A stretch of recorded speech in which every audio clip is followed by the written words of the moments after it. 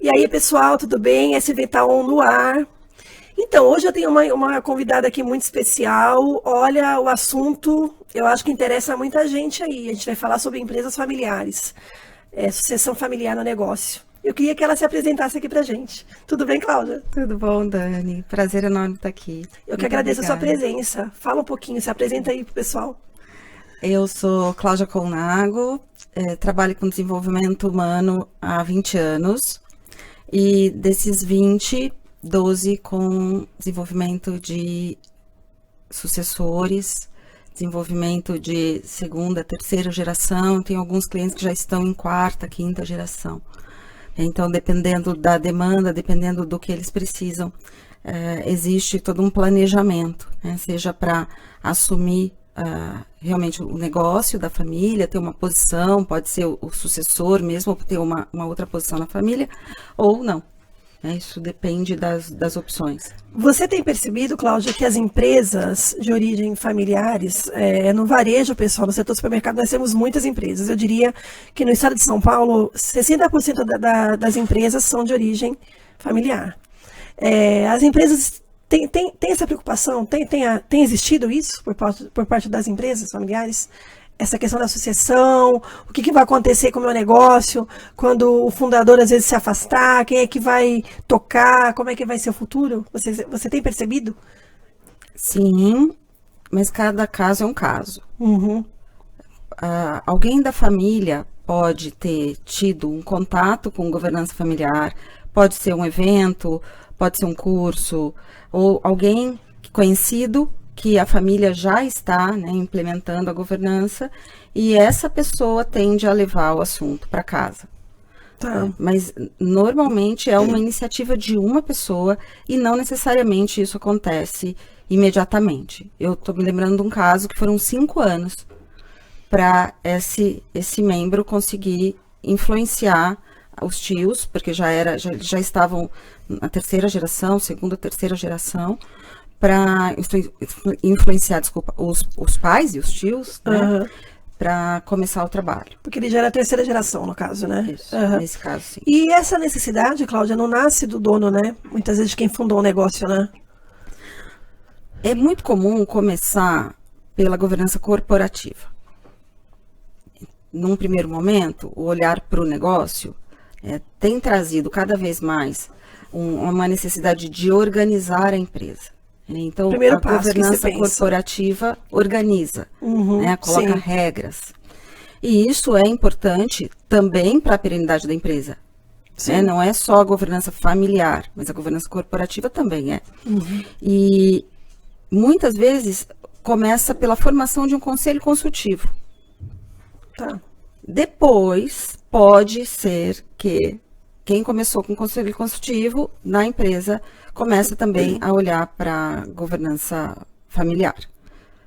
Em outros casos, o trabalho já começa com governança familiar e acaba atendendo tanto a empresa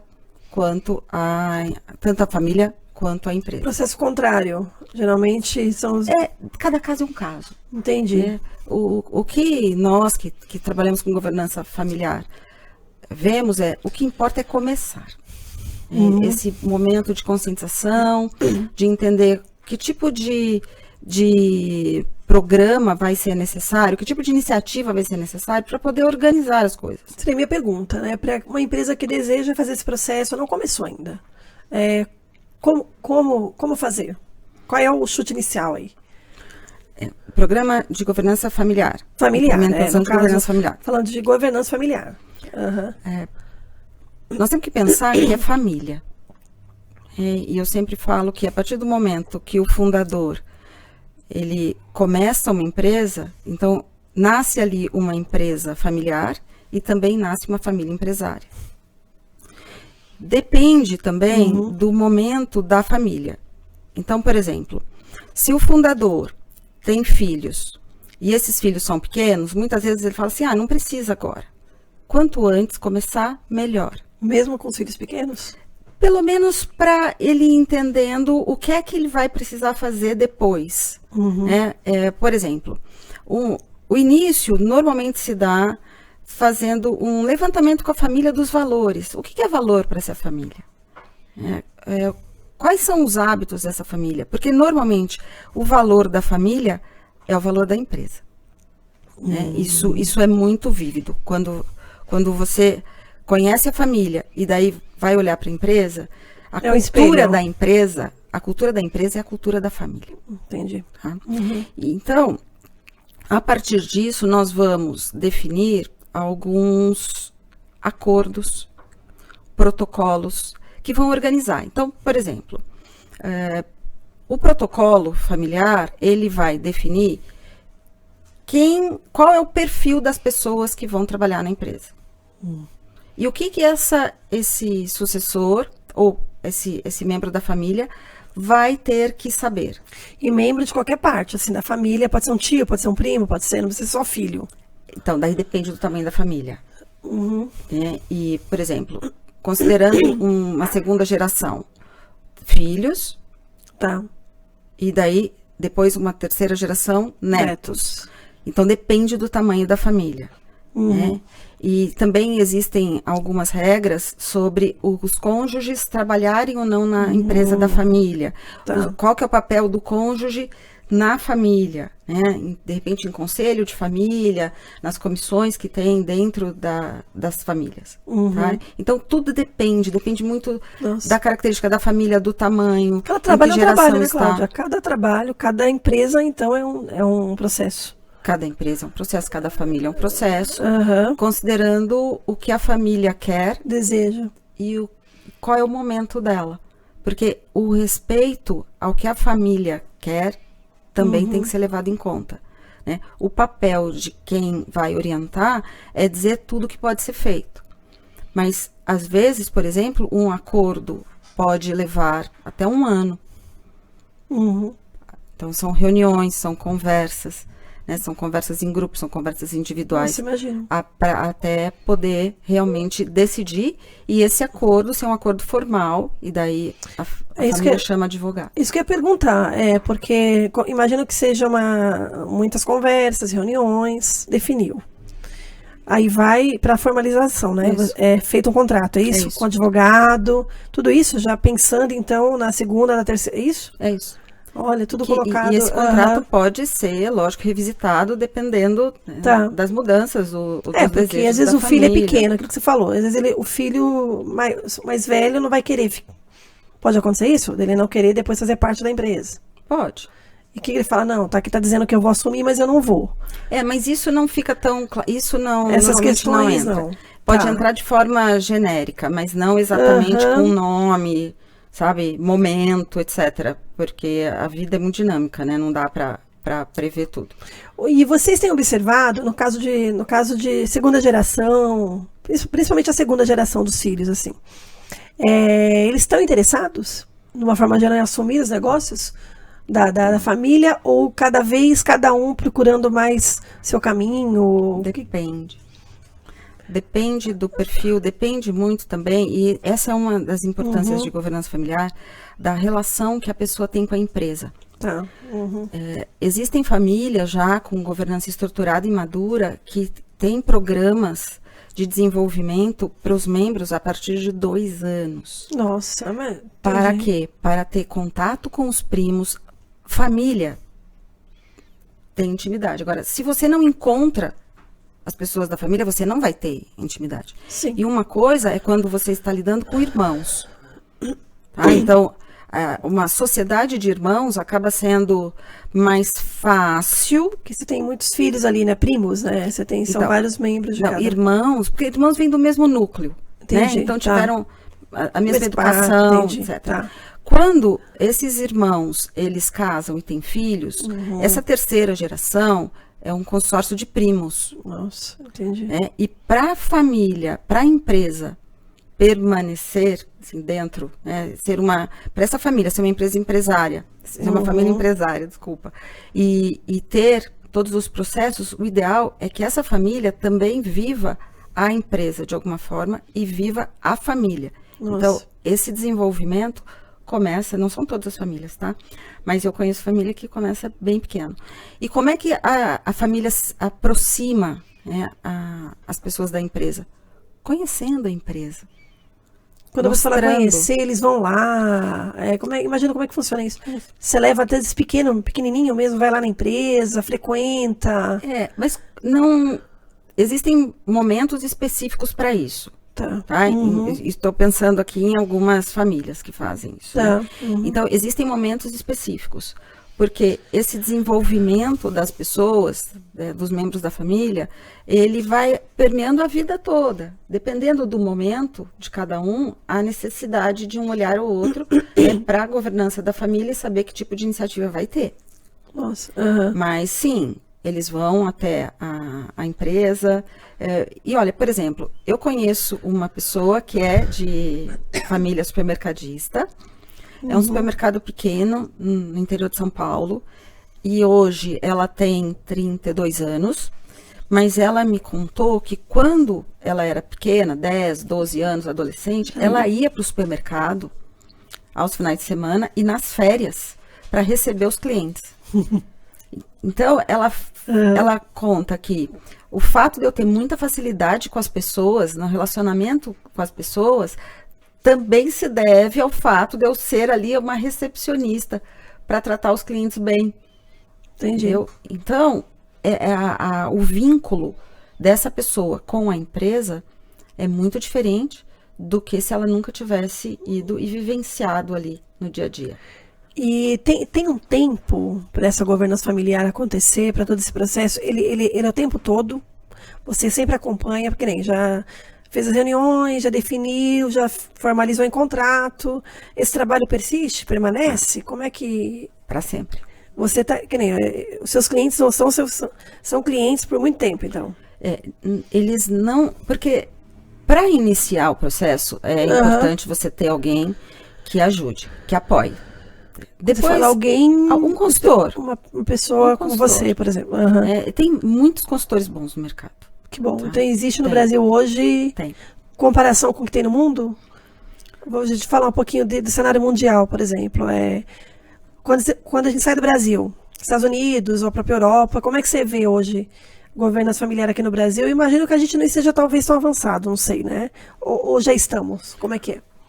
Olha, 90% das empresas no Brasil são familiares. Quando a gente vai para mundo... É cultural, né? Parece que é nosso, né? O brasileiro, ele é empreendedor, assim, E tem uma questão que perde 30%, mundo, tá? Não é Brasil. Tá. Então, no mundo, 66% em média das empresas são familiares. E no Brasil, 90% são familiares. Esses dados são, você sabe de quem?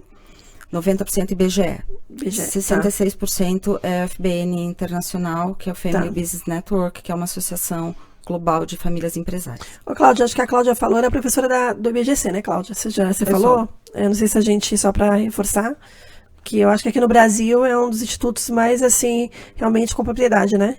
O IBGC foi pioneiro, né? Não só com governança familiar, mas com governança corporativa, que é onde ele nasceu. A formação de muitos conselheiros, hoje que estão no mercado, aconteceu no IBGC. O IBGC tem uma quantidade de conteúdo de qualidade, sabe, que é realmente impressionante. E acaba sendo a referência. Por exemplo, ano passado, o IBGC lançou o código novo, né, que fala o que é esperado de governança e colocando todas as características. Regulamentou, né? Basicamente é isso, a governança no Brasil? É isso, pessoal. Não, porque foi o lançamento do código. O IBGC é assim, para varejo, nós enquanto veículo, né, de comunicação, a gente fala, os jornalistas falam muito com o IBGC, né? Então, voltando a falar então no Brasil, a gente assim, os brasileiros são empreendedores. Eles realmente são, as empresas nascem, né, nas famílias, assim.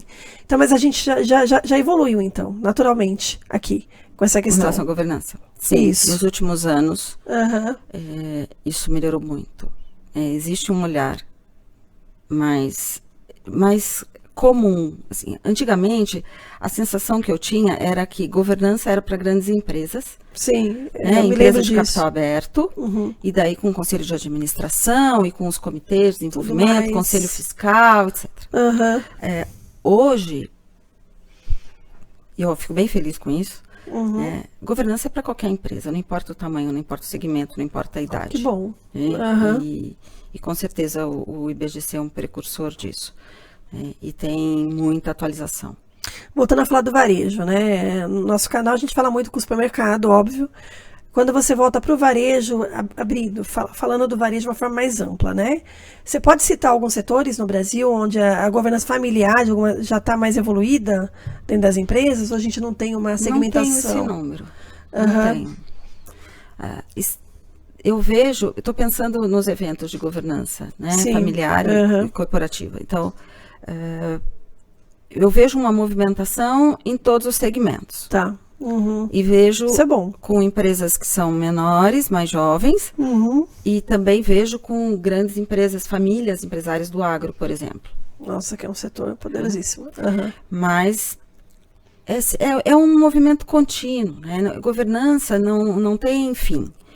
Então, o que está bom hoje, amanhã pode ficar melhor. E quando eu olho para a empresa familiar e para a família empresária, se o acordo é o ponto de partida legal, essa governança ela vai permear as relações entre a família e a empresa.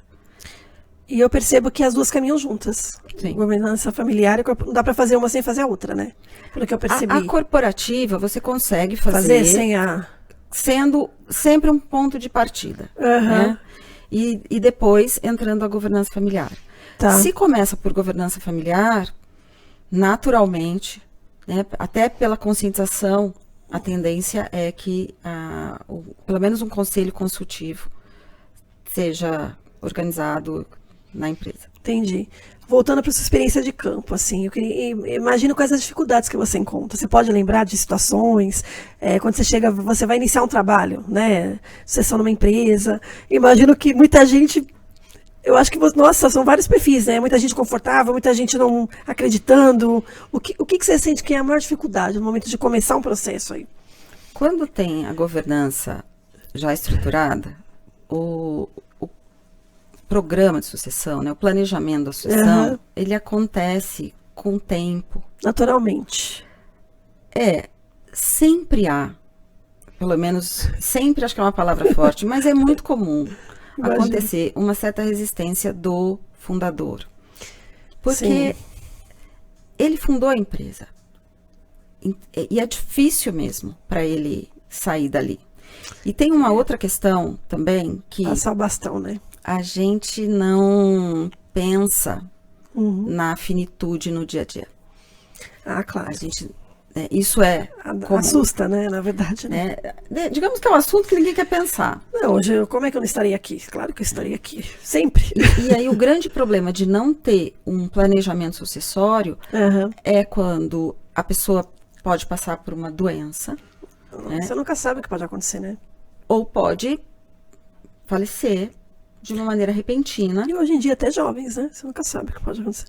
Também. Não tem uma relação direta com a idade. A gente imagina que a pessoa mais velha, né? Hoje em dia não tem mais. Pode, mas a questão é, se por acaso não tem um sucessor que esteja sendo preparado, inclusive o negócio pode ficar comprometido. Pode morrer, né? Pode acabar. Pode ter problemas. Sérios, né? De falir mesmo. Então, pode acontecer. Né? E é um dos problemas isso dado global, só 30% das empresas estão na segunda geração. Quer dizer, a maioria não conseguiu. Segunda, 11%, 12% na terceira. Passa para 3%, quarta, quinta, sexta. Nossa, mais difícil ainda. Então, o fato da empresa, né, do fundador, não ter organizado a questão da sucessão com o tempo, porque você pode levar até 10 anos para preparar um sucessor. Nossa, imagino. Porque essa pessoa tem que estar preparada para assumir a gestão. E eu já escutei isso de alguns membros de famílias empresárias e eu concordo. Muitas vezes fala assim, vai profissionalizar a gestão, como se eles não fossem profissionais.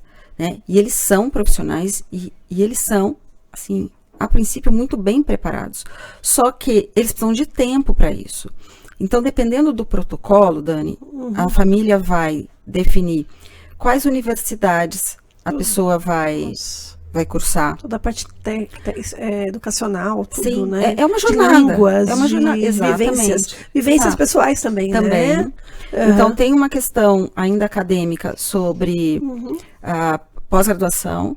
Né? Então, algumas famílias, eles preferem que os membros façam um MBA fora, né? De preferência numa top 5 ou top 10, assim, do mundo. É necessário também ter experiência em outra empresa. Trabalhar. Isso é muito sair comum. Da empresa da família. Não é regra, mas é muito comum. Tá? Então, poder trabalhar em outro lugar para adquirir experiência. Algumas famílias já implementaram na empresa o programa de trainee. Então, esse membro que fez uma faculdade, né, numa das universidades que estava no protocolo, ele pode passar por um programa de trainee e ele pode também depois trabalhar em outra empresa, mas existe a necessidade de ter um MBA fora para poder voltar e trabalhar na empresa. Eu não estou falando de ser o sucessor já, eu estou falando de trabalhar na empresa. Estar lá, né? Tá? Então, isso tudo acaba até sendo muito mais tranquilo para quem quer trabalhar na empresa, porque já sabe, né, o que pode ser feito. Nossa, mas precisa ser um protocolo tão complexo, né, com tantas variáveis? Nossa, Não precisa. Eu estou falando de empresas que já têm aí a estabelecida, muito mais estabelecida, imagino. Mas você definir protocolos acaba facilitando e até diminuindo frustrações. Então, digamos que eu quero trabalhar na empresa da minha família. Então, mas ninguém me avisou que eu tinha que fazer qual que era a trilha que eu precisava fazer. E aí pode ser que lá na frente eu não tenha feito o que é necessário para aquele cargo que eu executo. E uma outra pergunta, viu, Cláudia, que eu fico pensando. Eu acho que muita gente deve estar pensando como eu. Eu sou sucessor, estou lá, meu pai é o fundador, eu sou mais velho, está aqui que eu serei o sucessor, essa é a trilha que eu tenho que ter. Só que eu decido mudar. Eu não quero mais estar na empresa. Eu não quero fazer esse MBA. Eu não quero mais, sei lá. Acontece muito isso? O que fazer? Existe um sucessor, um segundo ali na escala? Então, tudo depende da família. Porque... Mas, por exemplo, vamos pensar... A vida muda, as pessoas mudam. São 2 irmãos, tá? E os 2 querem trabalhar na empresa. Tá. Essa é uma conversa que tem que acontecer em família, né, e não ser só uma decisão do fundador. Tá. A família deve também ver uma pessoa ou outra como sucessor. Essas lideranças, elas vão sendo identificadas em casa. Elas vão sendo identificadas também na empresa, a partir do momento. Ali, né? É curioso, porque é o perfil, entendeu? Então, tem essa questão, né, não é só o ideal seria que não fosse só o fundador que decidisse, mas que a família também validasse essa pessoa, tá? Entendi. Entre irmãos ali. E se o filho é único? Então, daí a questão é conversar sobre se o filho quer ou se o filho não quer. Isso não é uma conversa fácil. Agora, o que em família a gente tem conversa difícil, né? Não, sobretudo. Eu acho que é mais uma das conversas difíceis. Que o filho não queira ir, e ele converse com o pai.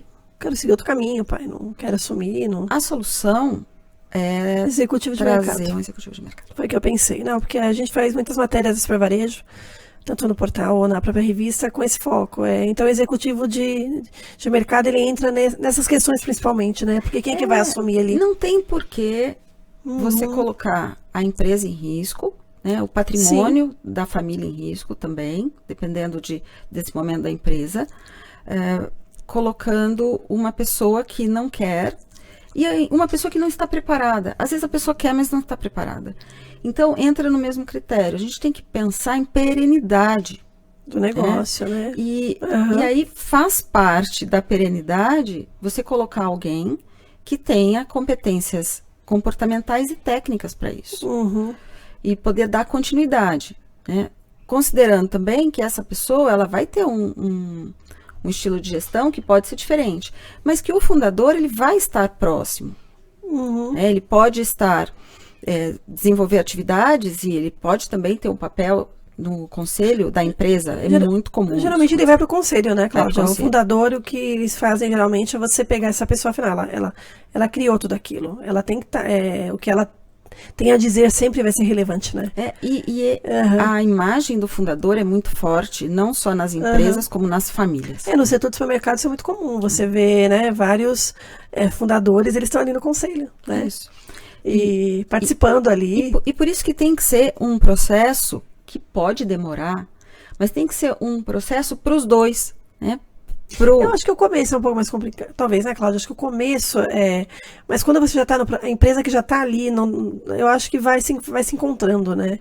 Iniciar talvez seja, dar o primeiro passo, às vezes é um pouco mais. O início, né? Porque passa por um problema Como de é que funciona? Eu não preciso, né? A maioria não precisa. Como é que chegam os clientes? E você fica imaginando, assim, como é que eles te procuram? Olha, Cláudia, eu tenho uma empresa, eu fundei, Como é que é essa conversa, esse primeiro contato? Normalmente é porque conversou com alguém que já fez. Um outro empresário. Uma das coisas que eu recomendo é conversas entre famílias. A FBN tem esses fóruns, sabe? E é muito interessante porque as dores são parecidas. Então, uma família contando o que fez, contando o resultado, né, uma trajetória de vida, organizando a família e o quanto que essa família permanece unida e a empresa continua muito bem e crescendo, acaba sendo um excelente motivador. Pode acontecer, eu falo família, né? É por amor ou pela dor. Pela dor também, né? Então, às vezes, pode ser pela dor, que não é a melhor opção, mas infelizmente. Quando você fala dor, assim, talvez o fundador está doente. Pode ser uma briga, pode ser uma. Isso que eu imaginei. Então, entre sócios. Pode ser uma briga entre sócios. Nossa, entendi. E a empresa acaba se separando ou sendo vendida, enfim, né? Às vezes a empresa, ela acaba se dividindo e um núcleo começa a... Eu conheço uma família que aconteceu isso. Um núcleo começa a desenvolver governança familiar e o outro não. Nossa. Então, depois de muitos anos, as famílias estão bem diferentes e as empresas também. Então, a partir de um acontecimento, de uma briga com irmãos... É muito enrolado, família, né? É família. Família, aquilo que você falou. Família é família, né? As conversas vão acontecer no almoço de domingo. As conversas sobre a empresa não acontecem só na empresa. Não, nesse caso de família, não. Todo. E dependendo da forma, por exemplo, eu estou trabalhando numa empresa que meu tio é meu chefe, meu tio, mas é meu chefe. Imagina essas questões, ainda mais para pessoa mais jovem, né? Não, eu tenho que e às vezes eu tenho mais faculdade, sei lá, estudei mais que ele, sou mais especializada que ele. Isso é porque, sendo família, pelo menos o que eu vejo, tá? Existe um respeito grande. Então, nossa, eu fico preocupada, tô lembrando de uma cliente, eu fico preocupada quando eu vou conversar com o meu tio, que ela não chama de tio na empresa, mas eu fico preocupada porque eu quero acertar. Então, existe uma cobrança, né, da profissional e também do fato... Pessoalmente também, ele é meu... Né, entendi. E tem um outro problema também com relação a relações, que é pensando em primos. Tá? Irmãos também podem ter problemas, é lógico, mas quando chega em consórcio de primos, a possibilidade de ter ruídos nas relações aumenta. Então, um primo que pode ter sido o teu melhor amigo na infância, as vidas foram indo para lugares diferentes, as opções diferentes, sabe? Faculdades diferentes, enfim. Países diferentes, relacionamentos diferentes. As relações mudam. Sim. Entende? E de repente você pode ter uma expectativa muito grande com essa relação, pelo histórico, só que a vida mudou. Também já não... Entende? Então, é um pouco complexo, por isso que a governança familiar, ela acaba organizando as coisas, porque você tem um apoio para a família, né? Um alinhamento de expectativas, definição de papéis. Isso é bom. Que facilita muito. E tem, como regra, isso é regra, um encontro anual. Da família toda. Da família toda. Então, todo mundo envolvido ali no negócio. Todo mundo que faz parte do negócio. Todo mundo. Que trabalha, que... Até se o fundador tiver 80 anos e tiver um bisneto de 1 ano, ele também vai. Todo mundo vai e passa um final de semana fazendo atividades que tem a ver sempre com um propósito. Entendi. Não, entendi agora, gente. Tá? Não é um mero encontro familiar ali, não. De vamos almoçar juntos e acabou. Não é isso. Não. Tem propósito. Então pode ter palestra, atividades, e aí tem atividades para as diversas faixas etárias, tá? Então sempre vai ter... Uma imersão mesmo ali, né? Para você poder ter mais tempo de qualidade com pessoas que de repente você não tem tanto contato no dia a dia. Principalmente se de repente uma pessoa trabalha na empresa e a outra não, e com filhos, né, as coisas começam a ficar mais complexas, né? Depois, nesse consórcio de primos, com a família aumentando. Então, manter a família unida dá trabalho. Sim. E o encontro anual é um evento mesmo, que é para isso, é para você conversar. Final de semana inteiro? Final de semana inteiro.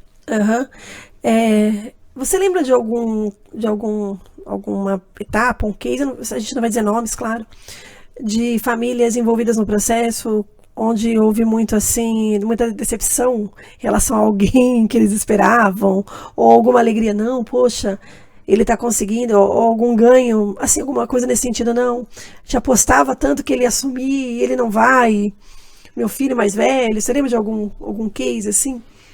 Eu tô lembrando de um que é muito emocional, eu imagino, né? Porque as percepções, elas acontecem, digamos que o meu sobrinho, eu conheço meu sobrinho desde que nasceu, certo? Sim. E acompanhei a infância toda. Então eu tenho uma percepção a respeito dele. Todo mundo tem. Todo mundo tem. Sobre... Né? Então, de repente, você pode ter, não é o caso dele, mas você pode ter uma criança que era mais peralta, sabe? Outra que era mais quietinho. E aí o quietinho, quando chega adulto, não, mas ele sempre foi quietinho. Tá, então, como é que esse quietinho vai poder ser protagonista na governança familiar? Né? Como é que ele vai poder ser um líder na família? Entende? Então, isso é um caso de sucesso. Porque ele conseguiu transformar. Eu estava nele. Eu vejo que cada pessoa, a partir do perfil dela, ela consegue se desenvolver. Entende? Então, chegar no que é possível hoje e continuar se desenvolvendo, né, mas com esse propósito. A família tem muita coisa de propósito, né? É muita emoção. Eu acho que faz todo sentido. Então, cuidar para não deixar os rótulos impedirem que pessoas muito especiais assumam posições que podem influenciar, que podem trazer união para a família, enfim. Nossa, entendi. E você dá esse conselho, então, para todo mundo. Você já dá essa dica, que eu acho que é muito importante para quem está envolvido aí. A questão de rótulo... E não tem como, cada um tem, né? Todo mundo que te conhece de pequeno sabe, aquela estudou mais, aquele estudou menos, aquele deu mais trabalho, aquele... Então isso quem dentro da família, todo mundo de toda percebe. A família. Sim. Né? Não é só a família empresária, é de toda a família. A gente está acabando, viu, gente? É um assunto que a gente pode falar que, nossa, é uma conversa longa. Em termos de ganhos, quando a gente vai falar assim, não, parte financeira... a gente falou de perenidade da empresa, não é? Nós temos cases aqui no Brasil, se todo mundo puxa na memória aí, olha, de empresas grandes, que eu acho que sucumbiram por isso, porque não tiveram um processo de sucessão, enfim. Por que você recomenda realmente um processo de sucessão dentro de uma empresa familiar? Em termos de ganhos de mercado, né? Existe um ganho financeiro? Ganho financeiro curto prazo pode ser conseguir empréstimos então dinheiro mais barato. Governança corporativa. O banco te avalia. Porque a empresa estando organizada, entendi, entendeu? Tendo uma governança, né? Isso para o banco não deixa de ser uma questão Ele vai importante. Te avaliar melhor, né? Ele vai te com mais segurança. Sim, tá? Então isso acaba sendo assim, curto prazo. Fica a dica aí para quem não fez essa organização da empresa aí.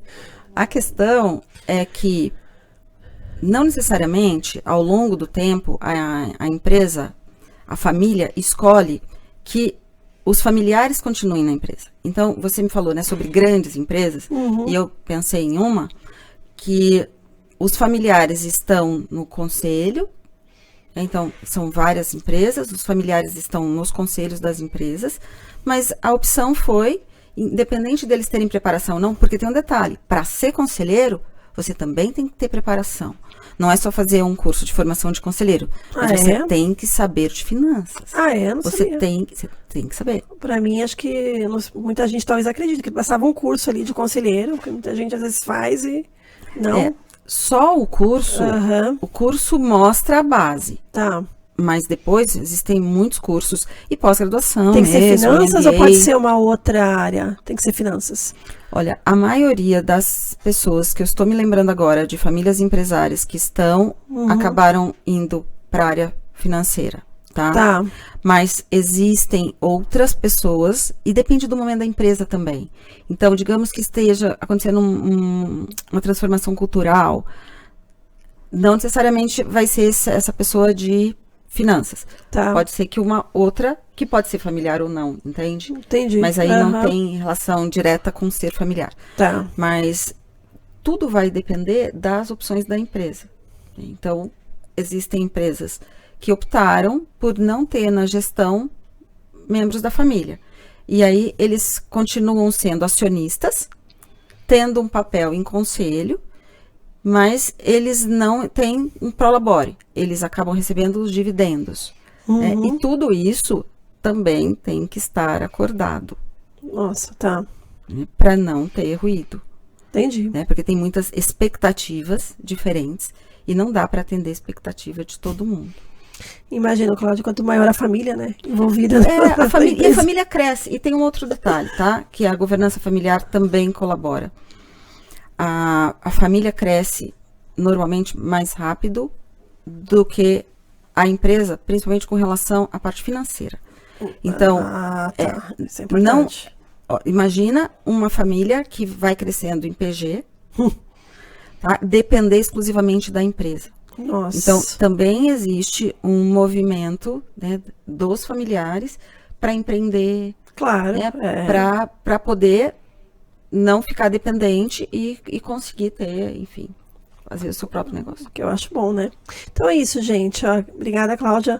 Olha, eu queria só que a Cláudia desse uma dica aí, então, para aquelas empresas que não fizeram, né? Empresas familiares que, não sei, não começaram ainda ou estão com medo aí, pensando. Cláudia, qual é o primeiro passo? Escutem e anotem. Acho que o primeiro passo é conversar com quem já fez.